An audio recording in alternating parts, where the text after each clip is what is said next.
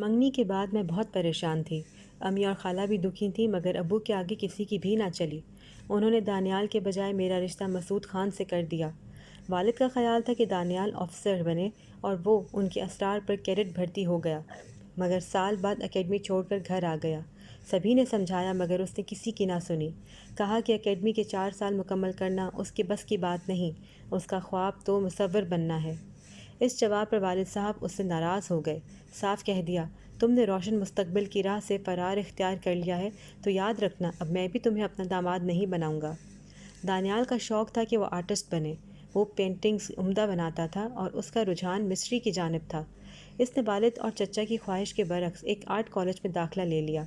وہ سمجھ رہا تھا کہ چچا جان اسے والہانہ پیار کرتے ہیں، وہ وقتی غصہ ہے، جلد ہی مان جائیں گے۔ لیکن ابو نے مان کر نہ دیا اور میری منگنی اپنے ایک کزن کے بیٹے مسعود سے کر دی، جس نے مقابلے کے امتحان پاس کیا اور پھر آفیسر بن گیا۔ مسعود سے میری منگنی کے بعد دانیال نے ہنسنا بولنا کھانا پینا چھوڑ دیا۔ میں بھی اس رشتے پر خوش نہیں تھی۔ دانیال سے جدائی کے خیال سے دل ڈوبا جاتا تھا۔ دانیال کی والدہ امی کی سگی بہن تھی۔ ہم سب ایک گھر میں رہتے تھے۔ میری منگنی ہو گئی تو میں نے دانیال کے کمرے میں جانا چھوڑ دیا۔ اس سے بات چیت بھی کم کر دی۔ اس بات کا اسے غم تھا مگر میں کیا کرتی؟ والدہ کا یہی حکم تھا۔ وہ نہیں چاہتی تھیں کہ دانیال کو میری طرف سے کوئی غلط فہمی رہے اور میری شادی کے موقع پر کوئی مسئلہ کھڑا ہو جائے۔ ایک گھر میں رہتے ہوئے جب میں نے اس سے کلام تک نہ کیا تو وہ بے چین ہو گیا۔ ہر روز کھڑکی سے ایک پرچہ میرے کمرے کے اندر ڈال جاتا جس پر کوئی درد بھرا شعر لکھا ہوتا۔ میں پرچہ پھاڑ کر پھینک دیتی مگر جواب نہ دیتی۔ جانتی تھی کہ اگر جواب دیا تو سودا مہنگا پڑ جائے گا اور وہ روز جواب کی امید پال لے گا۔ میں نے امی کو بتا دیا کہ آپ کا بھانجا اتنا نڈر ہے کہ روز مجھے اشعار لکھ کر پھینکتا ہے۔ اگر یہ پرچہ میرے علاوہ کسی کے ہاتھ لگ گیا اور ابو کو پتہ چلا تو بہت برا ہوگا۔ امی نے دانیال کو سمجھایا، بیٹا تم خود کو سنبھالو، تمہارے تایا کی جو مرضی ہوتی ہے ہم وہی کرتے ہیں۔ تم نے حقیقت سے سمجھوتا نہ کیا تو گھر میں بدگمزگی ہو جائے گی اور ہمارا خاندان بکھر کے رہ جائے گا۔ امی کی بات سن کر وہ خاموش رہا مگر دل پر اسے قابو نہیں تھا۔ ایک ہفتہ بعد پھر وہی پرچے بازی شروع کر دی۔ والد صاحب نے میری شادی کی تاریخ بہت جلد رکھ دی۔ میں نے سوچا کہ دانیال کو فی الحال اس کے حال پر چھوڑ دوں۔ وہ اپنا اس طرح غم غلط کر رہا ہے تو کرنے دو، کچھ کہا تو کہیں کچھ غلط ہی نہ کر دے۔ کچھ دنوں بعد اس نے میرے لیے ایک نئی پریشانی پیدا کر دی۔ پرچوں پر لکھ دیا، اگر جواب نہ دیا تو بھوک ہڑتال کر دوں گا۔ پھر واقعی اس نے بھوک ہڑتال کر دی۔ 3 روز تک دانیال نے نہ کچھ کھایا نہ ہی کچھ پیا۔ میں نے اسے سمجھایا کہ دیکھو تمہاری اس قسم کی حرکتوں سے سوائے پریشانی کے کچھ حاصل نہیں ہوگا۔ تم تو پریشان ہو ہی، مجھے کیوں پریشان کرتے ہو؟ اس نے جواب میں لکھا، تو کیا تم اپنی منگنی سے خوش ہو؟ میں نے کہا، خوش ہوں یا نہیں ہوں یہ ایک لا حاصل سوال ہے۔ ابو تمہاری زندگی بنانا چاہتے تھے اور تم اکیڈمی سے بھاگ آئے۔ اب ان کا ارادہ بدل نہیں سکتا اور میں والد کے سامنے ڈٹ نہیں سکتی، منہ زوری نہیں دکھا سکتی۔ وہ جو چاہتے ہیں ہمیں اسی کی اطاعت کرنی ہے اور اسی میں ہماری بھلائی ہے۔ اس نے کہا، کاش وقت تھم جائے اور تمہاری شادی کا دن کبھی نہ آئے۔ چاہتی تو میں بھی یہی تھی کہ یہ دن نہ آئے مگر وقت کو کون روک سکتا ہے۔ میرے آنسو بھی نہ رک سکے اور پھر وہ دن آ ہی گیا۔ میرے والدین بہت خوش تھے کہ نکمے لڑکے کی جگہ ان کو ایک سرکاری آفیسر مل گیا۔ مائیوں سے ایک دن قبل دانیال میرے پاس آیا اور آخری بار بات کی۔ اس نے کہا، وعدہ کرو جب بھی میکے آؤ گی مجھ سے ضرور بات کرو گی، مجھ سے بات بند مت کرنا ورنہ دل کا بوجھ اتنا بڑھ جائے گا کہ اسے سہ نہ سکوں گا۔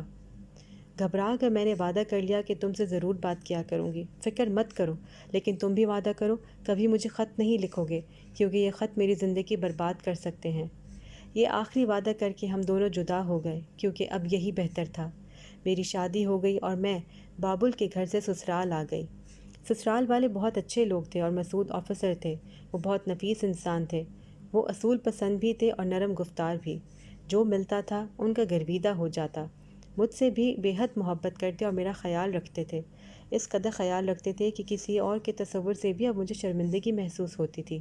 سوچتی تھی کہ جب اللہ نے اتنا اچھا اور پیارا شوہر دیا ہے تو میں کیوں نہ اس کا انعام کی قدر کروں۔ اپنے شوہر سے بے وفائی کا سوچنا بھی گناہ لگتا تھا، جو دل و جان سے مجھ پر فدا تھے۔ سچ کہتی ہوں کہ جتنی محبت مسعود نے مجھے دی شاید ہی کسی عورت کو اس کے خاوند سے ملی ہو۔ ان کی شدید محبت دیکھتے ہوئے میں مجبور ہو گئی کہ ماضی کی یادوں کو بھلا دوں اور بالکل ایک نئی زندگی شروع کروں۔ میں نے دانیال کو بھلا دیا مگر وہ دیوانہ مجھے نہ بھلا سکا۔ شدت سے انتظار کرتا کہ میں میکے آؤں گی اور وہ مجھے دیکھے گا۔ ایک نظر کا دیدار ہی اس کی زندگی تھا۔ میرا میکہ زیادہ دور نہیں تھا مگر پھر بھی میں میکے جانے سے کترانے لگی تاکہ دانیال کو صبر آ جائے۔ جب میکے جاتی تو وہ وہاں بڑے والہانہ انداز سے آ جاتا، جہاں میں بیٹھی ہوتی وہیں آ جاتا۔ یہ بات میرے والدین کو اچھی نہیں لگتی تھی۔ وہ نہیں چاہتے تھے کہ ان کی بیٹی کی پرسکون زندگی میں اس جذباتی اور بے وقوف لڑکی کی وجہ سے کوئی خلل پڑے۔ بے شک دانیال کے جذبات کا علم میرے شوہر کو نہ تھا، مجھ پر شک نہیں کرتے تھے۔ میرے میکے آتے تو سبھی سے کھلے دل سے ملتے، مگر پھر بھی کسی کا والہانہ انداز دوسرے کی نگاہوں سے زیادہ دنوں تک چھپا نہیں رہ سکتا۔ ایک دن عید کے موقع پر امی نے میری اور مسعود کی دعوت کی۔ ہم پہنچے تو دانیال نے کالج سے چھٹی کر لی فوراً ہماری طرف آ گیا۔ مسعود نے اس کے ساتھ خوش دلی سے بات کی۔ چاہیے تھا کہ وہ سلام دعا کر کے چلا جاتا مگر وہ نہیں گیا اور ڈٹ کر ہم سب کے درمیان بیٹھ گیا۔ ابو نے اس بات کو محسوس کر لیا اور کہا، بیٹا تم کیوں یہاں بیٹھ کر وقت ضائع کر رہے ہو؟ جاؤ جا کر اپنی پڑھائی کرو۔ ابو کے اس طرح ٹوکنے پر دانیال نے اپنی سخت بے عزتی محسوس کی۔ میں جانتی تھی کہ وہ صرف مجھے دیکھنے آیا ہے، مجھے دیکھ کر اسے سکون مل جاتا تھا، مگر والد صاحب کے خیال میں اس کے دل میں وہ مرض تھا جس کا علاج کسی کے پاس نہیں تھا۔ جب وہ نہ مانا تو اس پر ابو نے اپنے گھر آنے کی پابندی لگا دی۔ اب وہ سخت مضطرب رہنے لگا۔ اس نے امی سے کہا، خالہ میں کسی بری نیت سے نہیں آتا، ہمارا ایک ہی گھر ہے، جب نسرین آتی ہے تو اسے ایک نظر دیکھ لیتا ہوں۔ غلطی آپ لوگوں کی ہے، پہلے ہم دونوں کو بچپن میں ایک دوسرے سے منسوب کیا اور پھر اچانک تایا ابو نے اپنا فیصلہ بدل دیا، یہ نہ سوچا کہ ہمارے دلوں پر کیا گزرے گی۔ امی کو دکھ تو تھا مگر اس کی حوصلہ افزائی نہیں کرتی تھیں۔ انہوں نے کہا، بیٹا تمہیں مصور بننا تھا تو اب مصور بنو، باقی باتیں بھلا کر اپنے مقصد کی طرف دھیان دو۔ خالہ مصور بننا غلط تو نہیں، یہ اعزاز کی بات ہے اور میں آپ کو ایک بڑا مصور بن کر دکھاؤں گا، دیکھنا میری ایک پینٹنگ لاکھوں میں بکے گی۔ اللہ تمہیں کامیاب کرے بیٹا، جب تم اپنی منزل پا لو گے تو سب تمہاری توقیر کریں گے، ابھی تم منزل سے بہت دور ہو، ناحق وقت کا ضیاع کر کے اپنی منزل کھوٹی مت کرو۔ امی کا لیکچر سن کر وہ مایوس ہو گیا، جیسے اسے کسی غمگسار کی ضرورت ہو، اور میں نے بھی میکے جانا ترک کر دیا۔ سوچا بیاتہ ہو چکی ہوں، اب اس کا یوں ایک نظر دیکھنے کی خواہش کرنا بھی گناہ ہے۔ میری دیدار سے اس کو سکون نہیں ملتا بلکہ اندر کی آگ اور بڑھ جاتی ہے۔ یہ ادراک شاید اس کو نہیں تھا مگر مجھے تھا۔ میں اس سے بات چیت ترک کر چکی تھی۔ جب امی نے ڈانٹ دیا تو وہ ہر طرف سے مایوس ہو گیا۔ اس کا عجیب فلسفہ تھا کہ تم سے ایک دو لمحے بات کرتا ہوں اور بات کر لینے سے تمہارا کیا جاتا ہے جبکہ مجھے قرار آ جاتا ہے۔ میں نے سمجھایا، اب ہوش میں آ جاؤ، عمر بھر میری شکل نہیں دیکھو گے، جسے تم قرار سمجھتے ہو وہ قرار نہیں بے قراری ہے۔ مجھے اپنے اس کزن پر ترس بھی آتا تھا کیونکہ اس کا خود پر بس نہیں چلتا تھا، مگر میں بھی مجبور تھی۔ آخر اس نے ایک انوکھا حل نکالا اور میرے دیور سے دوستی کر لی۔ وہ 2-3 دن ٹھہر جاتا، امی ابو کو علم نہیں تھا کہ وہ میرے گھر تک پہنچ گیا۔ اللہ جانے وہ اب مجھ سے کیا چاہتا تھا۔ میرے سسرال والوں نے پہلے تو اس کی خوب آؤ بھگت کی مگر میں نے اسے بالکل بھی اہمیت نہ دی، بس دنیا داری کی خاطر سلام دعا کر لیتی مگر زیادہ تر دور ہی رہتی تھی۔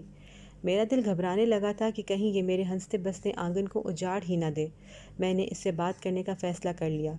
اس روز مسعود کی رات کی ڈیوٹی تھی، وہ سرے شام ہی گھر سے چلے گئے۔ آدھی رات کے وقت کسی نے میرے کمرے کی کھڑکی کے پٹ کو اپنی انگلی سے ہلکا سا بجھایا تو میں سمجھ گئی کہ یہ دانیال ہے، بات کرنا چاہتا ہے۔ میں بھی اس سے بات کرنا چاہتی تھی مگر یوں نہیں۔ میں اپنے کمرے سے نکلی اور کہا، رات کے اس پہر تم یہاں کھڑکی کیوں بجا رہے ہو؟ اگر میرے دیور یا سسر کی آنکھ کھل گئی تو کیا سوچیں گے؟ کیوں تم میرا گھر برباد کرنے پر تلے ہو؟ آخر تم میرے گھر آتے ہی کیوں ہو؟ کیا چاہتے ہو کہ مسعود مجھے طلاق دے دے یا مجھے رسوا کرنا چاہتے ہو؟ کہنے لگا، آخری بار میری بات سن لو، اب پھر کبھی نہیں آؤں گا۔ میں سمجھ گئی کہ بات کیے بنا یہ ٹلنے والا نہیں۔ کہا، اچھا ٹھیک ہے، لان میں چل کر بات کرو، یہاں سب اپنے کمروں میں سو رہے ہیں، اگر کسی کی آنکھ کھل گئی تو برا ہوگا۔ ہلکی سردیوں کا موسم اور چاندنی رات تھی، مجھے خوف آ رہا تھا مگر اس سے بات کیے بنا کچھ چارہ نہ تھا۔ ہم لان میں پڑی کرسیوں پر آمنے سامنے بیٹھ گئے۔ کہنے لگا، میرے پاس تمہارے چند خطوط ہیں، تمہیں دینے آیا ہوں۔ ملک سے باہر جا رہا ہوں، تمہاری امانت تمہیں دینا تھی۔ شکریہ، لیکن یہ خطوط تم خود تلف کر سکتے تھے، میں نے سختی سے کہا۔ ابھی ہم باتیں کر ہی رہے تھے کہ اچانک ایک آہٹ ہوئی۔ مسعود نہ جانے کیسے اچانک گھر آ چکے تھے۔ ابھی اس نے مجھے وہ خط لوٹائے نہیں تھے کہ مسعود کے قدموں کی آہٹ پر وہ گیراج میں کھڑی سسر صاحب کی گاڑی کے اوٹ میں ہو کر دیوار والی جانب فرش پر یوں اکھڑوں بیٹھ گیا کہ نظر نہیں آ رہا تھا۔ وہاں سے گزرتے ہوئے مسعود نے اس کو نہیں دیکھا، لیکن مجھے لان سے برآمدے کی جانب جاتے ہوئے دیکھ لیا۔ پوچھا، اس وقت لان میں کیا کرنے گئی تھی؟ میں سردی سے کپکپا رہی تھی، مجھے کمرے میں گرمی لگ رہی تھی، کچھ گھٹن محسوس ہوئی تو باہر چلی آئی۔ انہوں نے میری بات کا اعتبار کر لیا اور مزید کوئی سوال نہ کیا۔ بولے، آج میٹنگ تھی، جلد ختم ہو گئی، اپنی ڈیوٹی معاون کو سونپ کر چلا آیا۔ طبیعت ٹھیک نہیں لگ رہی، آپ سو جائیے۔ میں نے کہا، نیند لیں گی تو صبح طبیعت ٹھیک ہو جائے گی۔ اللہ جانے میں نے اپنے خوف اور لرزتی آواز پر اس وقت کیسے قابو پایا۔ اللہ نے میرا پردہ رکھنا تھا سو رکھ لیا۔ زندگی میں جو ایک بڑا طوفان آنے والا تھا، اللہ نے مجھے بچا کے میری عزت رکھ لی۔